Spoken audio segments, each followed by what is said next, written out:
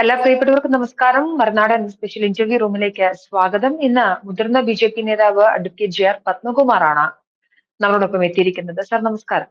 നമസ്കാരം. സാർ, രാജ്യത്തെ ഞെട്ടിക്കുന്ന ഒരു പ്രഖ്യാപനവുമായാണ് ഇന്നലെ പ്രതിപക്ഷ നേതാവ് രാഹുൽ ഗാന്ധി മാധ്യമങ്ങളെ കാണുന്നത്. നമുക്കറിയാം, ലോക്സഭയിലും മഹാരാഷ്ട്രയിലും ഹരിയാനയിലും ഉൾപ്പെടെ നടന്ന നിയമസഭാ തെരഞ്ഞെടുപ്പിലുമൊക്കെ വലിയ അട്ടിമറി ഉണ്ടായി എന്നുള്ളതാണ് രാഹുൽ ഗാന്ധിയുടെ ആരോപണം. ഇതുമായി ബന്ധപ്പെട്ടിട്ട് സ്വാഭാവികമായ ഒരു പ്രതിപക്ഷ പാർട്ടി എന്ന രീതിയിൽ മാത്രമല്ല താങ്കളുടെ അടുത്തുനിന്ന് എനിക്ക് പ്രതികരണം ആവശ്യമുള്ളത്. ഈ വിഷയത്തിന് രാഹുൽ ഗാന്ധി കുറിച്ച് അധികം എന്തെങ്കിലും അലിഗേഷൻ നടത്തുന്നതിനൊക്കെ അദ്ദേഹം പവർ പോയിന്റ് പ്രസന്റേഷനിലൂടെ കുറെ അധികം ഡേറ്റ പ്രൊവൈഡ് ചെയ്യുന്നുണ്ട്. സർ, സ്വാഭാവികമായും അത് വിലയിരുത്തിയിട്ടുണ്ടാകും. സർ, എന്താണ് ഈ വിഷയത്തിൽ താങ്കളുടെ നിലപാട്? ഇത് രാജ്യത്തെ ഞെട്ടിക്കുന്ന ഒരു പ്രഖ്യാപനമായിട്ട് ആരും കരുതുന്നില്ല. ഒരു ചീറിപ്പോയ ഒരു നുണ ബോംബ് എന്നുള്ളതിനപ്പുറം അതിനകത്ത് യാതൊരു കാര്യമായ മെറ്റീരിയൽസും ഇല്ല എന്നുള്ളതാണ് നമുക്ക് മനസ്സിലാക്കാൻ കഴിയുന്നത്. കാരണം ഒരു തെരഞ്ഞെടുപ്പ് പ്രക്രിയയെ കുറിച്ചൊക്കെ, ഇന്ത്യയുടെ തെരഞ്ഞെടുപ്പ് പ്രക്രിയയെ കുറിച്ച് അതിന്റെ ബാലപാഠം അറിയാവുന്ന എല്ലാ ആളുകൾക്കും അറിയാം എന്താണ് ഒരു തെരഞ്ഞെടുപ്പ് പ്രക്രിയയിൽ വോട്ടർ ലിസ്റ്റ് തയ്യാറാക്കുന്നത് മുതൽ പോളിംഗ് വരെ, കൗണ്ടിങ് വരെയുള്ള കാര്യങ്ങൾ എന്താണ്, എങ്ങനെയാണ് നടക്കുന്നത്. ഏതെങ്കിലും ഒരാളോ രണ്ടാളോ വിചാരിച്ചാൽ എന്തെങ്കിലും അട്ടിമറി എവിടെയെങ്കിലും നടത്താൻ കഴിയുമോ എന്നുള്ളതിനെ സംബന്ധിച്ചൊക്കെ ഈ തെരഞ്ഞെടുപ്പ് പ്രചരണത്തിൽ നിൽക്കുന്ന എല്ലാ ആളുകൾക്കും അറിയാം. അത് ഇദ്ദേഹം റെഡിമെയ്ഡ് സ്ഥാനാർത്ഥിയായി മാത്രം വരികയും ഇലക്ഷൻ പ്രചരണം നടത്തുകയും ഈ തെരഞ്ഞെടുപ്പ് പ്രക്രിയയിൽ ഒന്നിലും ഇടപെട്ടില്ലാത്തത് കൊണ്ടാണ് ഇത്തരം ബാലിശമായ ആരോപണങ്ങളുമായി ഇറങ്ങി തിരിച്ചിട്ടുള്ളത്. ഇതൊരു വലിയ ഗൂഢാലോചനയുടെ ഭാഗമാണ്. ഇന്ത്യയിൽ കഴിഞ്ഞ 2 ടേം, മൂന്നാമത്തെ ടേമിലേക്ക് ഭരണം പോകും എന്നുള്ള ഒരു അവസ്ഥ വരുന്ന സമയത്ത്, മൂന്നാമത്തെ ടൈമിലേക്ക് വന്നിട്ടുണ്ട് നമ്മളിപ്പോ, മൂന്നാമതും ജയിച്ചു, വീണ്ടും ഭരണത്തിന് ജനപിന്തുണ ഉണ്ട് എന്ന് മനസ്സിലാക്കിക്കൊണ്ട് എന്തോ ചില താല്പര്യങ്ങൾ വെച്ചുകൊണ്ട് ബി.ജെ.പി ഗവൺമെന്റിനെതിരായി മോഡിജി, നമ്മുടെ പ്രിയപ്പെട്ട പ്രധാനമന്ത്രിക്കെതിരായിട്ട് അന്താരാഷ്ട്ര തലത്തിൽ ഒരു ചർച്ച ഉണ്ടാക്കുക. ഇപ്പോ നേടിയിട്ടുള്ള വിജയങ്ങൾ, ഭാരതീയ ജനതാ പാർട്ടിയും ഇന്ത്യയും അതായത് നരേന്ദ്രമോദിയും നേടിയിട്ടുള്ള വിജയങ്ങളൊന്നും യാഥാർത്ഥ്യത്തിൽ ജനപിന്തുണയോടുകൂടി അല്ല എന്ന് വരുത്തി തീർക്കുവാനുള്ള ബോധപൂർവമായ ഒരു ശ്രമത്തിന്റെ ഭാഗമായിട്ടേ ഇത് കാണാൻ നമുക്ക് കഴിയുള്ളൂ.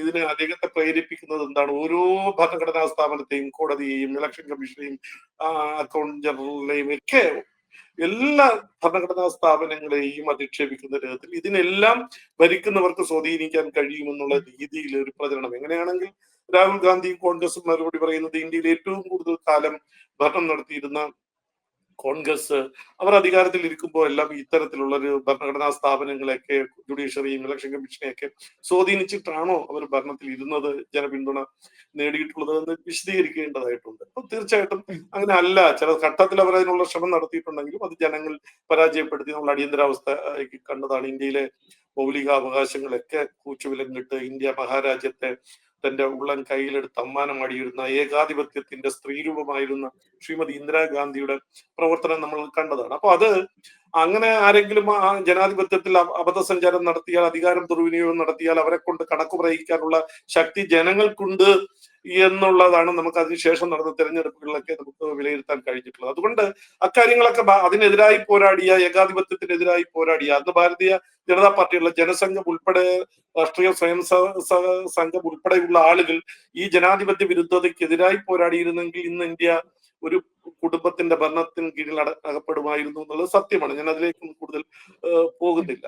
പക്ഷേ ഇപ്പോ എന്നുള്ളത് ഈ നമ്മുടെ ജനാധിപത്യ പ്രക്രിയയെ, ലോകം അംഗീകരിക്കുന്ന ജനാധിപത്യ വ്യവസ്ഥിതിയെ വില കുറച്ച് കാണിക്കുന്നതിന് വേണ്ടിയിട്ടുള്ള ബോധപൂർവമായ ഒരു ശ്രമമാണ് അദ്ദേഹം നടത്തുന്നത്. നേരത്തെ കുറെ ആരോപണങ്ങൾ ഉന്നയിച്ചു തെരഞ്ഞെടുപ്പ് പ്രക്രിയയുമായി, ഇലക്ഷൻ കമ്മീഷനുമായി. പക്ഷെ അന്ന് നടത്തിയ ആരോപണങ്ങൾ പോലെ അല്ലല്ലോ സാർ ഇത്തവണ രാഹുൽ ഗാന്ധി കുറച്ചധികം ഡേറ്റ് പ്രൊവൈഡ് ചെയ്യുന്നു. തീർച്ചയായിട്ടും അതിലേക്കാണ് വരുന്നത്. അദ്ദേഹം ആദ്യം ഈ ഇലക്ഷനിൽ ഭാരതീയ ജനതാ പാർട്ടി വിജയിക്കുമ്പോൾ അദ്ദേഹം ഉണ്ടാക്കിയ ആരോപണം, ഉന്നയിച്ചിട്ടുള്ള ആരോപണം എന്താ? ഇലക്ഷൻ കമ്മീഷൻ ഇലക്ഷൻ മിഷനെ, നമ്മൾ ബാലറ്റ് പോൾ ചെയ്യുമ്പോൾ അതിനെ ഇലക്ഷൻ മിഷനെ ചോദ്യം ചെയ്തു. അതിൽ ടാമ്പർ ചെയ്യാനുള്ള അവസരമുണ്ട്. അതുകൊണ്ട് അത് ആ രീതിയിലാണ് ഇലക്ഷനെ ഭാരതീയ ജനതാ പാർട്ടി വിജയിക്കുന്നത്. അതായിരുന്നല്ലോ ആദ്യത്തെ ആരോപണം. പരസ്യമായി ഇലക്ഷൻ കമ്മീഷൻ അതിന് ഒരു ഓഫർ കൊടുത്തു. നിങ്ങൾക്ക് എപ്പോ എവിടെ വേണമെങ്കിലും വന്നിട്ട് അത് തെളിയിക്കാനുള്ള അവകാശം ഞങ്ങൾ തരാം. ആരെങ്കിലും പോയോ? കോൺഗ്രസ് പാർട്ടി മുന്നോട്ട് വന്നിട്ടുണ്ടോ? ഇല്ല. ഇപ്പൊ അദ്ദേഹം ഉന്നയിക്കുന്ന ആരോപണം എന്താ? വോട്ടേഴ്സ് ലിസ്റ്റിൽ ഡബിളിംഗ് വരുന്നുണ്ട്, ഭരിച്ചവരകത്ത് വരുന്നുണ്ട്, ഒന്നിൽ കൂടുതൽ സ്ഥലങ്ങളിൽ വോട്ട് ചെയ്യുന്നതുണ്ട്, അങ്ങനെയുള്ള ഒരു കാര്യമാണ് ഉന്നയിക്കുന്നത്. ഇപ്പൊ ബീഹാർ ഇലക്ഷൻ അതുമായി ബന്ധപ്പെട്ടിട്ട് ഒരു ഒരു സ്പെഷ്യൽ ഇന്റൻസീവ് റിവിഷൻ അവര് വോട്ടർ ലിസ്റ്റുമായി ബന്ധപ്പെട്ടു. എന്തായിരുന്നു രാഹുൽ ഗാന്ധിയുടെയും കോൺഗ്രസിന്റെയും ചില ഇന്ത്യ സഖ്യത്തിന്റെയും ആളുകളുടെ പ്രതികരണം? അത് പാടില്ല, യഥാർത്ഥ ആളുകളെയൊക്കെ ഒഴിവാക്കാൻ പോകുന്നു, ഈ പ്രക്രിയ ശരിയല്ല, ഇപ്പൊ നിലവിലുള്ള വോട്ടർമാരെ ആരെയും ഒഴിവാക്കാൻ പാടില്ല എന്നായിരുന്നല്ലോ ആരോപണം. ഇപ്പൊ എന്താ, ഇന്നലെ പത്രസമ്മേളനം നടത്തിയിട്ട് അദ്ദേഹം പറഞ്ഞത് എന്താ? പഴയ ആളുകള് ഫിൽട്ടർ ചെയ്യാൻ പാടില്ല, ഫിൽട്ടർ ചെയ്യാതെ തന്നെ മരിച്ചവരും ഡബിൾ വോട്ടുള്ള ആളുകളും ഇതിനകത്ത് ഇരിക്കുന്നു, അത് ആ രീതിയിലാണ് വിജയം നേടിയത്. അപ്പം രണ്ട് പറയുന്നത്, ഈ ഒരു ഇന്റൻസീവ് ആയിട്ടുള്ള ഒരു റിവിഷൻ നടത്താൻ, സ്പെഷ്യൽ ഇന്റൻസീവ് റിവിഷൻ നടത്താൻ പാടില്ല ബീഹാറിൽ, അതേസമയം മറ്റിടത്തെല്ലാം ഇങ്ങനെയുള്ള ഫാൾസ് ആയിട്ടുള്ള ഫേക്ക് ആയിട്ടുള്ള ആളുകൾ വോട്ടർമാർ ഉള്ളത് കൊണ്ടാണ് ഇപ്പൊ തെരഞ്ഞെടുപ്പിനെ ഭാരതീയ ജനതാ പാർട്ടി ജയിച്ചത് എന്നുള്ളൊരു പ്രചരണമാണ് നടത്തുന്നത്. ഇത് രണ്ടും കോൺട്രഡിക്റ്റീവ് ആണ്, അത് കോൺട്രഡിക്ഷൻ ഉണ്ട്. അപ്പൊ ഇതിൽ ഏതെങ്കിലും അപ്പൊ ഒരു തെരഞ്ഞെടുപ്പ് പ്രക്രിയ സുതാര്യമാക്കാൻ വേണ്ടി ഇലക്ഷൻ കമ്മീഷൻ ശ്രമിക്കുമ്പോൾ അതിനെ എതിർക്കും, അല്ലെങ്കിൽ നേരത്തെ തുടർന്നു വന്ന ഒരു പ്രക്രിയയെ അത് തെറ്റാണെന്ന് പ്രചരിപ്പിക്കുകയും ചെയ്യും. അപ്പൊ ഇതൊരു ഇരട്ടത്താപ്പാണ് രാഹുൽ ഗാന്ധിയുടെ ഭാഗത്തുനിന്നുണ്ടാകുന്നത്. ഇനി ഇലക്ഷൻ കമ്മീഷന്റെ കാര്യം, ഈ വോട്ടർ ലിസ്റ്റുമായി ബന്ധപ്പെട്ട് വന്നു കഴിയുമ്പോൾ നിങ്ങൾക്കറിയാം, തെരഞ്ഞെടുപ്പ് കമ്മീഷന്റെ ഞാൻ പറയട്ടെ, അത് അതാത് സംസ്ഥാനങ്ങളിൽ ഇലക്ഷൻ കമ്മീഷന് നമ്മുടെ ചീഫ് ഇലക്ഷൻ കമ്മീഷൻ അല്ലെങ്കിൽ ഇലക്ഷൻ കമ്മീഷൻ ഓഫ് ഇന്ത്യക്ക് പെർമനന്റ് ഒരു സ്റ്റാഫുകളും ഇല്ല. ഒരു ഉദ്യോഗസ്ഥന്മാരെയും ഒരു ഡെപ്യൂട്ടേഷനിൽ അതാത് ഗവൺമെന്റുകളെ ഡെപ്യൂട്ടേഷനിൽ റൊട്ടേറ്റ് ചെയ്ത് ഒരാളും സ്ഥിരമായി ഇലക്ഷൻ കമ്മീഷനിൽ ഇരിക്കുന്നില്ല. റവന്യൂ ഡിപ്പാർട്ട്മെന്റിലും മറ്റു ഡിപ്പാർട്ട്മെന്റിലൊക്കെ ഇരിക്കുന്ന ഉദ്യോഗസ്ഥന്മാരെ ഡെപ്യൂട്ടേഷനിൽ കൊണ്ടുവന്ന് ഇങ്ങനെ ഓരോ സമയത്ത് ഓരോ സാഹചര്യത്തിൽ അപ്പോയിന്റ്മെന്റ് ചെയ്യുകയാണ് പതിവ്. അത് തന്നെ ഒരു ഉദ്യോഗസ്ഥൻ, ഇപ്പൊ വോട്ടർ മിഷന്റെ റാൻഡമൈസേഷൻ നമ്മൾ നോക്കിയാൽ ഒരിക്കലും ഒരു ഉദ്യോഗസ്ഥന് മാത്രം ചെയ്യാൻ പറ്റില്ല. ഏത് മിഷൻ എവിടെ വരുമെന്ന് നമുക്കറിയാൻ പറ്റില്ലല്ലോ. വോട്ട് ഒരു ബൂത്തിൽ ഏത് മിഷനാണ് വരുന്നതെന്ന് തെരഞ്ഞെടുപ്പിന് തൊട്ടു പിന്നെ നമുക്ക് അറിയാൻ കഴിയുള്ളൂ. അപ്പൊ ആ രീതിയിൽ ഉള്ള ഒരു മെക്കാനിസമാണ് ഇന്ത്യയിലെ ഇലക്ഷൻ കമ്മീഷൻ രൂപീകരിച്ചിട്ടുള്ളത്, പിന്തുടർന്നു വരുന്നത് ഏത് ഗവൺമെന്റ് ആയാലും. അപ്പൊ അങ്ങനെ ഒരാൾ ഏതെങ്കിലും ഒരു സ്റ്റേറ്റിലെ ഇലക്ഷൻ കമ്മീഷണർ ഒരു സിഇഒ വിചാരിച്ചാൽ പോലും ഒരു മാൽ പ്രാക്ടീസ് നടത്താൻ കഴിയില്ല. പിന്നെ വോട്ടേഴ്സ് ലിസ്റ്റുമായി ബന്ധപ്പെട്ട് ഉള്ള ഒരു കാര്യത്തിലേക്ക് വന്നാൽ, ആദ്യം രാഹുൽ ഗാന്ധി ഇന്നലെ പ്രസിദ്ധീകരിച്ചു, ചില പത്രസമ്മേളനം നടത്തി. നിങ്ങൾ ആലോചിക്കണം, 4-ാം തീയതി ഇലക്ഷൻ കമ്മീഷന് ഞങ്ങൾക്ക് മെമ്മോറാണ്ടം സമർപ്പിക്കണം എന്ന് പറഞ്ഞുകൊണ്ട് ഇന്ത്യൻ നാഷണൽ കോൺഗ്രസ് അനുവാദം വാങ്ങി പെറ്റീഷൻ കൊടുത്തു, മെമ്മോറാണ്ടം കൊടുത്തു. 5-ാം തീയതി ഇലക്ഷൻ കമ്മീഷൻ അതിന് മറുപടി കൊടുത്തു. 8-ാം തീയതി ഇന്ന് 1:30 ഈ കോൺഗ്രസിന്റെ പ്രതിനിധികളെ കാണാൻ ഒരു നിവേദനം സ്വീകരിക്കാം എന്ന് പറഞ്ഞ് സമയം കിട്ടിയതിനു ശേഷം ആണ് 7-ാം തീയതി ഇന്നലെ രാഹുൽ ഗാന്ധി ഇത്തരത്തിലുള്ള ഒരു പ്രചരണവുമായി രംഗത്തിറങ്ങിയിരിക്കുന്നത്. എന്നാൽ അതിന് തന്നെ ഇലക്ഷൻ കമ്മീഷൻ മറുപടി കൊടുത്തു. ഇലക്ഷൻ കമ്മീഷൻ മറുപടി കൊടുത്തത് വെച്ചാൽ ഫാം 20 നമ്മുടെ ഈ electoral registration of electors rules farm 23B3 ആണ് തോന്നുന്നു, 20 അനുസരിച്ചിട്ട് അതിന്റെ സബ്ക്ലാസ് അനുസരിച്ചിട്ട് ഒരു ഓത്ത് എടുത്തുകൊണ്ട് ഒരു അഫിഡവിറ്റ് കൊടുക്കാൻ കഴിഞ്ഞാൽ ഞങ്ങൾ ഇതിനെ കുറിച്ച് ശക്തമായ അന്വേഷണം നടത്തി അതിന് മറുപടി തരാം എന്ന് പറഞ്ഞു. എന്തേ രാഹുൽ ഗാന്ധി അതിന് തയ്യാറാകാത്തത്? കാരണം ആ ഡിക്ലറേഷൻ കൊടുത്തു കഴിഞ്ഞാൽ, ആ സത്യപ്രസ്താവന കൊടുത്തു കഴിഞ്ഞാൽ തെറ്റാണ് എന്ന് പറഞ്ഞത് എന്നുള്ളത് ബോധ്യപ്പെട്ട് കഴിഞ്ഞാൽ നടപടി സ്വീകരിക്കും. അത് ഒഴിവാക്കുന്നതിന് വേണ്ടിയിട്ട് ആ രീതിയിൽ ഇലക്ഷൻ കമ്മീഷൻ പറഞ്ഞ എല്ലാ ബീഹാർ ഇലക്ഷൻ കമ്മീഷനും അതുപോലെ തന്നെ കർണാടക ഇലക്ഷൻ കമ്മീഷനും UP ഇലക്ഷൻ കമ്മീഷൻ സിഇഒമാര് അതിനുള്ള നിർദ്ദേശം കൊടുത്തിട്ടുണ്ട്. നിങ്ങൾ ഇതനുസരിച്ച് ഫാം 20 അനുസരിച്ചുള്ള ഒരു അഫിഡവിറ്റ് ഓത്തെടുത്തിട്ട് അഫിഡവിറ്റ് കൊടുക്കാൻ പറഞ്ഞിട്ട് അത് പിന്മാറിയതാണ് എനിക്ക് മനസ്സിലാക്കാൻ കഴിഞ്ഞിട്ടുള്ളത്. അതല്ലാതെ അതിന് ക്ലിക്ക് ചെയ്തിട്ടില്ല. പിന്നെ ഇദ്ദേഹം നടത്തിയ പത്രസമ്മേളനത്തിൽ ഒരു വോട്ടർ ലിസ്റ്റിൽ 4 സ്ഥലത്ത് പേരുണ്ട്, അത് കരടിലായിരുന്നോ അതോ ഫൈനലായിരുന്നോ എന്ന് അദ്ദേഹം പറയുന്നില്ല. മാത്രമല്ല, ഒരു ഡ്രാഫ്റ്റ് പ്രസിദ്ധീകരിച്ചു കഴിഞ്ഞാൽ ഇത് ഡിലീറ്റ് ചെയ്യുന്നതിനും ഇൻക്ലൂഡ് ചെയ്യുന്നതിനും അങ്ങോട്ടും ഇങ്ങോട്ടും എന്തെങ്കിലും മാറ്റങ്ങൾ തിരുത്തൽ വരുത്തുന്നതിനും ഒക്കെ ഇതിനകത്ത് രാഷ്ട്രീയ പാർട്ടികൾക്ക് അവകാശമുണ്ട്. എല്ലാ രാഷ്ട്രീയ പാർട്ടികളും, ദേശീയ രാഷ്ട്രീയ പാർട്ടികൾക്കും കരട് വോട്ടേഴ്സ് ലിസ്റ്റിന്റെ ഇത് കൊടുക്കും. അതിൽ വോട്ടർമാരെ തെറ്റുണ്ടെങ്കിൽ, വീട്ടിന്റെ പേര് തെറ്റുണ്ടെങ്കിൽ, അച്ഛന്റെ പേര് തെറ്റുണ്ടെങ്കിൽ, വയസ്സ് തെറ്റുണ്ടെങ്കിൽ, ആരെങ്കിലും മരിച്ചുപോയവരിൽ ഇൻക്ലൂഡ് ചെയ്തിട്ടുണ്ടെങ്കിൽ, സ്ഥലത്തില്ലാത്തവരുണ്ടെങ്കിൽ, ഇത് ഫിൽട്ടർ ചെയ്യുന്നതിന്റെ ഒരു അവകാശം എല്ലാ രാഷ്ട്രീയ പാർട്ടികൾക്കും അതിന് റെപ്രസെന്റേഷൻ പരാതി കൊടുക്കാനുള്ള അവകാശമുണ്ട്. ഈ മഹാരാഷ്ട്ര ഇതിൽ തന്നെ ഏകദേശം BLOമാര് ഈ എല്ലാ സംസ്ഥാനത്തും കോൺഗ്രസിന്റെ എല്ലാ അസംബ്ലി നിയോജകമണ്ഡലത്തിലും എല്ലാ പാർട്ടികളുടെയും BLAമാരുണ്ട്, BLOമാരുമുണ്ട്, BLA രാഷ്ട്രീയ പാർട്ടികളുണ്ട്. ഈ BLAമാരും BLOയും കൂടി ഇരുന്നാണ് ഈ പരാതി സോർട്ട് ചെയ്തിട്ട് ഫൈനൽ ഡിലീഷനിലേക്ക് പോകുന്നത്. ഡിലീഷനിലേക്ക് പോകുമ്പോൾ തീർച്ചയായിട്ടും ആരെയാണോ ഡിലീറ്റ് ചെയ്യുന്നത് അവരുടെ ഒപ്പീനിയൻ കൂടി കേട്ടിട്ടാണ് ചെയ്യുന്നത്.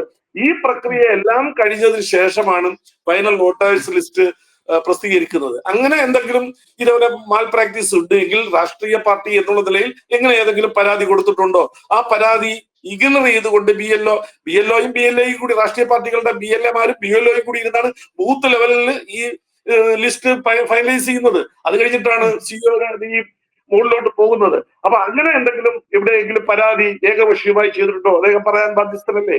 അങ്ങനെ പറഞ്ഞിട്ടുണ്ടോ? അങ്ങനെ ഒന്നും പറഞ്ഞിട്ടില്ല.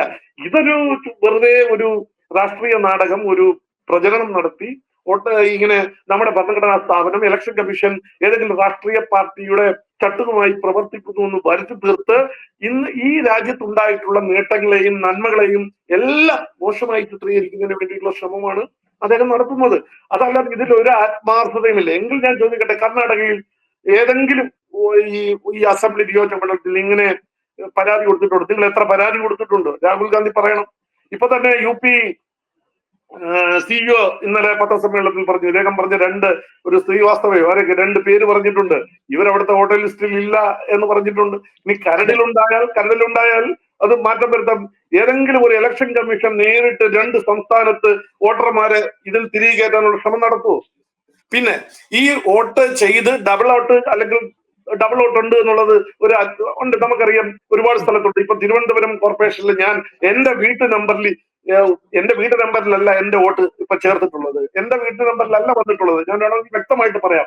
പട്ടം വാർഡിൽ 17/18 എന്നുള്ളതാണ് എന്റെ വീട്. എനിക്ക് 4 വോട്ടുണ്ട്. 4 വോട്ടും വന്നിട്ടുള്ളത് 17/28/18 എന്നുള്ള വീട്ടു നമ്പറിലാണ്. ആ വീട്ടു നമ്പറിൽ തന്നെ സീരിയൽ നമ്പർ പാർട്ട് 3 പരിശോധിച്ച് നോക്കുക. പാർട്ട് 3 36ാമത്തെ ഗൗരീശോട്ടം വാർഡിലാണ് ഞാൻ വന്നിട്ടുള്ളത്. അതിലെ പാർട്ട് 3യിൽ എന്റെ സീരിയൽ നമ്പർ, എന്റെ സീരിയൽ നമ്പർ വോട്ട് വരുന്നത് 917 മുതൽ ഈ 28/18 എന്ന വീട്ടു നമ്പറിൽ 917 മുതൽ 943 വരെ 26 വോട്ട് ഒരു വീട്ടു നമ്പറിൽ ചേർത്തിരിക്കുകയാണ്. ഞാൻ പരാതി കൊടുക്കാൻ പോവാൻ പരാതി കൊടുത്തിട്ടുണ്ട്. ആ പരാതി കൊടുക്കുമ്പോൾ അതിനെ സംബന്ധിച്ച് ഇലക്ഷൻ കമ്മീഷൻ അതിന് എന്നെ ഹിയർ ചെയ്തതിനു ശേഷം തീർച്ചയായിട്ടും നോർമൽ ഇലക്ഷൻ പ്രൊസീജിയർ ആണത്.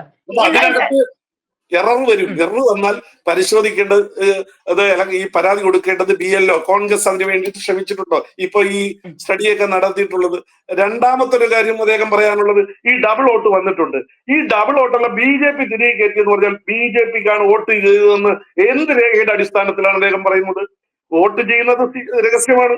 അത് കോടതി പോലും അതിന്റെ ഈ സ്ലിപ്പ് എടുത്ത് ഒരു വോട്ട് ചെയ്യാൻ ചെല്ലുമ്പോ വോട്ട് രേഖപ്പെടുത്തിയതിന്റെ സ്ലിപ്പിന്റെ ബാക്കില് സിഗ്നേച്ചർ നോക്കിയാണ് വോട്ടർ ഐഡന്റിഫൈ ചെയ്തത്. ആർക്കാണ് വോട്ട് ചെയ്തതെന്ന് എങ്ങനെയാണ് കണ്ടുപിടിക്കുന്നത്? ഇപ്പൊ ഈ ചെയ്തത് കോൺഗ്രസ് വളരെ ബോധപൂർവം ഇതുപോലുള്ളൊരു സീൻ ക്രിയേറ്റ് ചെയ്യാൻ വേണ്ടിയിട്ട് നേരത്തെ തയ്യാറാക്കിയ നാടകത്തിന്റെ ഭാഗമാണെങ്കിലോ? അപ്പൊ ഞാൻ ചോദിക്കട്ടെ, ഒരു പോളിംഗ് കഴിഞ്ഞു കഴിഞ്ഞാൽ ആ പോളിംഗ് ആർക്കാണ് പോൾ ചെയ്ത് ആർക്ക് അനുകൂലമായി വോട്ട് ചെയ്തത് എങ്ങനെയാണ് രാഹുൽ ഗാന്ധിയും ഈ കേരളത്തിലെ മാധ്യമങ്ങളും തീരുമാനിക്കുന്നത്? BJP തിരികെ ചെയ്ത വോട്ട് അട്ടിമറിച്ച് ഇത്ര വോട്ടിന്റെ ലീഡ് ഉണ്ടാക്കി എടുക്കാൻ ശ്രമിച്ചു. ഈ ഡബിൾ വോട്ടെല്ലാം BJPക്കാണ് വന്നതെന്ന് എന്ത് പ്രൂവിന്റെ അടിസ്ഥാനത്തിലാണ് ഈ ചാനലുകളും അതുപോലെ ഈ രാഹുൽ ഗാന്ധിയും കോൺഗ്രസും പറയുന്നത്? ഡബിൾ വോട്ട് ഉണ്ടെന്നുണ്ടെങ്കിൽ ശരിയാ, ഡബിൾ വോട്ട് ഡിലീറ്റ് ചെയ്യാൻ തന്നെ നമുക്ക് ചെയ്യേണ്ടതാണ്. അത് ചെയ്യാൻ പരാതി കൊടുക്കേണ്ടതും ഈ തെരഞ്ഞെടുപ്പ് കമ്മീഷനെ ചൂണ്ടിക്കാണിക്കേണ്ട ചുമതല രാഷ്ട്രീയ പാർട്ടികൾക്കുണ്ട്. കോൺഗ്രസ് ചെയ്തിട്ടുണ്ടോ എങ്കിൽ പറയുക. അപ്പൊ ഇതൊന്നുമില്ലാതെ ഇത് കാടടച്ച് വെടിവെച്ച് ഇന്ന് നിലവിലുള്ള ഒരു നമ്മുടെ ഒരു പ്രക്രിയയെ ഇല്ലാതാക്കുക എന്നുള്ളതാണ് മനുഷ്യ നാഗരികതയുടെ വികാസത്തിൽ ഏറ്റവും വലിയ ഒരു ഏറ്റവും സുപ്രധാനമായ സവിശേഷമായ ഒരു രീതിയാണ് തെരഞ്ഞെടുപ്പ്. ആ തെരഞ്ഞെടുപ്പ് തന്നെ ഒരു മനുഷ്യന്റെ പൗരബോധത്തെ പരീക്ഷിക്കുന്ന ഒരു കാലഘട്ടമാണ്. ആ ഒരു സന്ദർഭത്തെ പോലും ഇങ്ങനെ വികൃതമാക്കി ചിത്രീകരിച്ച് ഈ ജനാധിപത്യ പ്രക്രിയ ദുഷിച്ചതാണ്, ഇത് അധികാര സ്ഥാനത്തേക്ക് ഇരിക്കുന്നവർക്ക് ഇതിനെയൊക്കെ അട്ടിമറിക്കാൻ കഴിയുമെന്നുള്ളൊരു പ്രതീതി ഈ രാജ്യത്തുണ്ടാക്കുന്നത് ഈ തെരഞ്ഞെടുപ്പ് പ്രക്രിയയിൽ ഉണ്ടാകുന്ന പരാജയത്തിന്റെ അടിസ്ഥാനത്തിൽ പരാജയ ഭീതി കൊണ്ടാണ്. മാത്രമല്ല മുമ്പ് അദ്ദേഹം ഈ എക്സിറ്റ് പോൾ വന്നപ്പോ എന്താ പറഞ്ഞത്, ഇപ്പൊ ഇന്നത്തെ പത്രസമ്മേളനത്തിൽ പറഞ്ഞതാ, എക്സിറ്റ് പോൾ വന്നപ്പോ അദ്ദേഹം പറഞ്ഞത് എക്സിറ്റ് പോളുകളെല്ലാം മോഡിയും അമിത്ഷായും കാശ് കൊടുത്ത് എക്സിറ്റ് പോളുകളൊക്കെ ചെയ്ത് ഇങ്ങനെ BJPക്ക് അനുകൂലമായി ട്രെൻഡ് ഉണ്ടാക്കുകയാണെന്നാണ്. ഇന്നലെ പത്രസമ്മേളനത്തിൽ പറഞ്ഞത് എക്സിറ്റ് പോളിലെല്ലാം ഞങ്ങള് കോൺഗ്രസ് വിജയിക്കുമെന്ന് പറഞ്ഞ് അവിടെയൊക്കെ വിജയിച്ചിട്ടില്ല, അതുകൊണ്ട് ഇത് അട്ടിമറിയാണെന്നാണ്. അപ്പൊ ഒന്നിനും സ്റ്റിക്ക് ഓൺ ചെയ്യാൻ അദ്ദേഹത്തിന് കഴിയുന്നില്ല. ബാലിശമായ ആരോപണങ്ങളാണ്. ഇതിന് യാതൊരു ശാസ്ത്രീയമായ അടിത്തറയുമില്ല. ഇന്ത്യയിലെ തെരഞ്ഞെടുപ്പ് നടക്കുമ്പോൾ ആ പ്രക്രിയയിൽ ഈ പ്രത്യേകിച്ചും ഇലക്ഷൻ വോട്ടിംഗ് മെഷീനെ ഒരു രീതിയിലും ടാമ്പർ ചെയ്യാൻ പറ്റില്ല എന്നുള്ള കാര്യം ശാസ്ത്രീയമായി തെളിയിച്ചിട്ടുള്ളതാണ്. അങ്ങനെ ഉണ്ടെങ്കിൽ തെളിയിക്കാനായിട്ട് പരസ്യമായ ഒരു പബ്ലിക് ഓഫർ ഇലക്ഷൻ കമ്മീഷൻ മുന്നോട്ട് വെച്ചതാണ്. അതും ഇതുവരെ ആരും ചെയ്തിട്ടില്ല. ഇപ്പൊ തന്നെ ഇലക്ഷൻ കമ്മീഷൻ രണ്ടാമത് പറയുന്നത് നിങ്ങൾ വോട്ടെടുത്ത് ഒരു ഡിക്ലറേഷൻ ഒരു പരാതിയായി തന്നാൽ ഞങ്ങൾ അന്വേഷിക്കാമെന്ന് പറയുമ്പോൾ അതിനും തയ്യാറാകുന്നില്ല എന്ന് പറഞ്ഞാൽ ഈ പറഞ്ഞ ആരോപണങ്ങളെല്ലാം രാഷ്ട്രീയമാണ്. അതുകൊണ്ടാണ് ഇന്ന് ഇലക്ഷൻ കമ്മീഷനെ കാണാൻ അനുവാദം കൊടുത്തപ്പോൾ ഇന്നലെ പത്രസമ്മേളനം നടത്തി, ഇന്ന് ഇലക്ഷൻ കമ്മീഷനെ കാണുന്നു, നാളെ ജാഥ നടത്തുന്നു, ഇലക്ഷൻ കമ്മീഷൻ CEO ഓഫീസിലേക്ക് ജാഥ നടത്തുന്നു. താങ്കളൊരു അഡ്വക്കേറ്റ് കൂടിയാണ്. എനിക്കൊരു സംശയം കൂടി താങ്കളോട് ചോദിക്കാനുണ്ട്. ഈ കേസ് ഇപ്പോൾ അദ്ദേഹം നിയമോപദേശം തേടിയിട്ടുണ്ടെന്നാണ് പത്രപ്രസ്താവനകളിൽ കൂടി പറയുന്നത്. ഈ കേസ് ഇനി കോടതിയിലേക്ക് മൂവ് ചെയ്താൽ ഇത് അവിടെ നിലനിൽക്കുമോ? അതിന്റെ വശങ്ങൾ, നിയമവശങ്ങൾ കൂടി ഒന്ന് പറയാം. അല്ല, ഈ കോടതിയിൽ അദ്ദേഹം എന്ത് അടിസ്ഥാനത്തിലാണ് കേസ് കൊടുക്കുന്നതെന്നനുസരിച്ചായിരിക്കും കോടതി മുന്നോട്ട് പോകുന്നത്. തെരഞ്ഞെടുപ്പ് പ്രക്രിയ പ്രഖ്യാപിച്ചു രാഹുൽ ഗാന്ധിയുടെ ഈ രീതി മൊത്തം അശാസ്ത്രീയമാണെന്ന് താങ്കൾ തന്നെ പറയുന്നത് കൊണ്ടാണ്. നിലവിൽ കോടതിയിൽ പോകുമ്പോൾ ഒരു കാര്യം മനസ്സിലാക്കാനുള്ളത്, നിലവിൽ ഒരു റെമഡി, നമുക്കൊരു ആൾട്ടർനേറ്റീവ് റെമഡി അവൈലബിൾ ആണ്. ഇലക്ഷൻ കമ്മീഷനിൽ വോട്ടർ ലിസ്റ്റിൽ പേര് നീക്കം ചെയ്യുന്നതിനും വേണ്ടിയിട്ടുള്ള നടപടികളൊക്കെ സ്വീകരിക്കുക, അതിനുള്ള ഒരു വ്യവസ്ഥ നമ്മുടെ രജിസ്ട്രേഷൻ ഓഫ് ഇലക്ട്രോൾ റൂൾസ് അനുസരിച്ചും അതുപോലെ പീപ്പിൾ റെപ്രസെന്റേഷൻ ആക്ട് അനുസരിച്ചും നിലവിലുണ്ട്. അത് ഇവര് ആ ആൾട്ടർനേറ്റ് റെമഡി യൂസ് ചെയ്തിട്ടുണ്ടോ? എല്ലാം കോടതിയിലേക്ക് പോകാനല്ലോ. അങ്ങനെ എന്തെങ്കിലും ചെയ്തിട്ടുണ്ടോ? അങ്ങനെ നിങ്ങൾ പരാതി ഉണ്ടെങ്കിൽ ഇലക്ഷൻ കമ്മീഷൻ കൊടുത്തിട്ട്, ഇപ്പൊ ഇലക്ഷൻ കമ്മീഷന് ഈ ഞാൻ നേരത്തെ പറഞ്ഞ പോലെ റൂൾ 20 രജിസ്ട്രേഷൻ ഇലക്ട്രേഷൻ റൂൾസ് റൂൾ 20 അനുസരിച്ച് 3 അനുസരിച്ച് നിങ്ങളൊരു ഓപ്റ്റ് ചെയ്തിട്ടുണ്ടോ നിങ്ങളുടെ പരാതി പരിഹരിക്കാൻ? അങ്ങനെയൊക്കെ നോക്കിയിട്ടായിരിക്കും കോടതി ചെയ്യുന്നത്. അല്ലാതെ എല്ലാം ഇങ്ങനെ ഒരു വേഗമായിട്ട് ഒരു പരാതി കാർഡടച്ച് പരാതി കൊടുത്താൽ, സ്പെസിഫിക് ആയിട്ട് കൊടുത്തിട്ടുണ്ടെങ്കിൽ, ഇപ്പൊ തെരഞ്ഞെടുപ്പ് ഈ ഇലക്ഷൻ പ്രവർത്തനം, ഇലക്ഷന്റെ റിസൾട്ട് കഴിഞ്ഞു, ആ റിസൾട്ട് കഴിഞ്ഞിട്ട് തെരഞ്ഞെടുപ്പ് കേസ് കൊടുക്കണമെങ്കിൽ അതിനൊരു ടൈം പീരീഡ് ഉണ്ട്. ആ ടൈം പീരീഡ് കഴിഞ്ഞതിന് ശേഷം ഇനി അവിടെ കേസ് കൊടുക്കാൻ പറ്റില്ല. അപ്പൊ പൊതുവിൽ ഇലക്ഷൻ കമ്മീഷന്റെ പ്രവർത്തനം വിലയിരുത്തണമെങ്കിൽ കോടതിക്ക് എങ്ങനെ അതിനുള്ള കോടതിയെ സബ്സ്റ്റാൻഷിയേറ്റ് ചെയ്യാനുള്ള എന്ത് എവിഡൻസ് ആണ് കൊടുക്കുന്നതനുസരിച്ചിരിക്കും എന്താണ് അദ്ദേഹത്തിന്റെ ക്ലെയിം എന്നുള്ളത്. വോട്ടർ ലിസ്റ്റിൽ പേര് വെട്ടുന്നതെങ്കിലോ ഡബ്ലിക്ക് ഒഴിവാക്കണമെങ്കിലോ അത് വേറെ പ്രോസസ്സാണ്. അത് ഇവർ ഓപ്റ്റ് ചെയ്യാൻ ഉള്ളു വഴി. അതായത് കോടതിയിൽ പോകുന്നത് അദ്ദേഹം കൊടുക്കുന്ന പെറ്റീഷന്റെ പ്രയർ അനുസരിച്ചായിരിക്കും അതിനൊരു ഡിസിഷൻ കോടതിയിൽ നിന്ന് വരാൻ കഴിയുന്നത്. അതായത് കോടതി എല്ലാവർക്കും ഒരു റെമഡി റെപ്രസെന്റ് വേണ്ടിയിട്ട് കോടതിയിൽ പോവാം, അതിനൊന്നും തടസ്സമൊന്നുമില്ല. നമ്മുടെ മൗലികാവകാശത്തെ ഖനിക്കുന്നുണ്ടെങ്കിൽ റിട്ടായിട്ട് പോവാം, അല്ലാതെ എന്തെങ്കിലും ഉണ്ടെങ്കിൽ ആ നിയമം അനുസരിച്ച് പോകാൻ പറ്റും. പക്ഷെ ഈ പറഞ്ഞ ആരോപണങ്ങളൊന്നും പൊതുവായി ചർച്ച ചെയ്യാൻ പറ്റുന്ന കാര്യങ്ങളോ. ഓരോ അസംബ്ലി മണ്ഡലത്തിലും സ്റ്റേറ്റിനെ സംബന്ധിച്ചാണെങ്കിൽ അതാത് സ്ഥലങ്ങളിൽ കേസ് കൊടുക്കേണ്ടതാണ്. അതിന്റെ ടൈം ബാർഡ് പീരീഡും കഴിഞ്ഞു പോയി എന്നുള്ളതാണ്. ടൈം ബാർ ബൈ ലിമിറ്റേഷൻ എന്നാണ് എനിക്ക് തോന്നുന്നത്, എന്റെ പ്രാഥമികമായ അറിവിൽ വെച്ച്. തീർച്ചയായിട്ടും സാർ. എന്തായാലും രാഹുൽ ഗാന്ധി നിലവിൽ നടത്തിയത് വലിയ രീതിയിൽ ചർച്ചയാക്കപ്പെടുന്നുണ്ട്. ഈ സാഹചര്യത്തിൽ താങ്കൾ ഉന്നയിച്ച പ്രധാനപ്പെട്ട കാര്യങ്ങളെല്ലാം വാലിഡ് ആണെന്നാണ് മനസ്സിലാവുന്നത്. ഒരുപാട് നന്ദി സാർ മറുനാടോട് സംസാരിച്ചത്. Thank you so much. Thank you.